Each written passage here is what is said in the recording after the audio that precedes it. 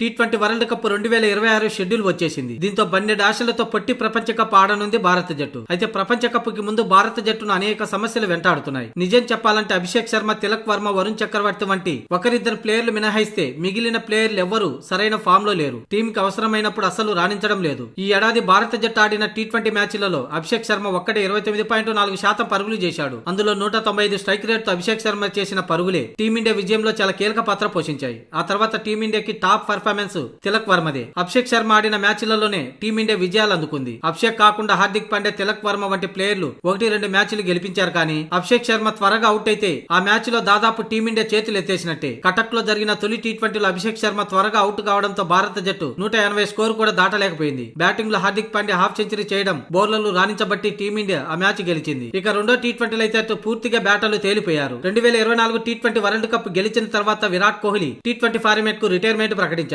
అప్పటి నుంచి 3వ స్థానంలో సరైన బ్యాటర్ కోసం అన్వేషణ చేస్తూనే ఉంది భారత జట్టు. త్రిపాఠి, శుభమన్ గిల్, తిలక్ వర్మ, అక్షర్ పటేల్ ఇలా చాలా మంది ప్లేయర్లను వన్డౌన్ లో ఆడించింది టీం మేనేజ్మెంట్. అయితే ఎవరు కూడా వన్డౌన్ లో కుదురుకోలేకపోయారు. తిలక్ వర్మ వన్డౌన్ పొజిషన్ లో బాగానే రాణిస్తున్నా అతని స్ట్రైక్ రేట్ చాలా తక్కువగా ఉంది. టీ20లో స్ట్రైక్ రేట్ ఓవర్ రేట్ అనే వాదన ఉన్న గంభీర్ హెడ్ కోచ్ గా మారిన తర్వాత దూకుడే మంత్రంగా బరిలోకి దిగుతుంది భారత జట్టు. తిలక్ వర్మ వన్డౌన్ లో బాగానే సెటిల్ అయ్యాడని అనుకునే లోపు సౌత్ ఆఫ్రికాతో రెండో టీ20లో అక్షర్ పటేల్ వన్డౌన్ లో బ్యాటింగ్ వచ్చాడు. 200కు పైగా లక్ష్యం ఉన్నప్పుడు అక్షర్ పటేల్ ని వన్డౌన్ లో బ్యాటింగ్ పంపడం క్రికెట్ ఫ్యాన్స్ ని ఆశ్చర్యానికి, అయోమయానికి గురి చేసింది. ఓవరాల్ గా బ్యాటింగ్ ఆర్డర్ మీద గౌతమ్ గంభీర్ చేస్తున్న ప్రయోగాలు ఇంతవరకు భారత జట్టుకు నష్టం చేకూర్చాయి, కానీ లాభం అయితే లేదు. దీనికి తోడు సూర్యకుమార్ యాదవ్, శుభమన్ గిల్ ఫామ్ లో లేకపోవడం, సంజు శాంసన్ కి అవకాశాలు రాకపోవడం టీమిండియాని తీవ్రంగా ఇబ్బంది పెడుతుంది. ఏది ఏమైనా టీ20 వరల్డ్ కప్ కు ముందు 1-2 బ్యాటర్లతో రాణిస్తుండడం, మిగతా ప్లేయర్లు విఫలం అవుతుండడం టీమిండియాకు రాబోయే మెగా టోర్నీలో పెద్ద సమస్యగా మారే అవకాశం ఉంది.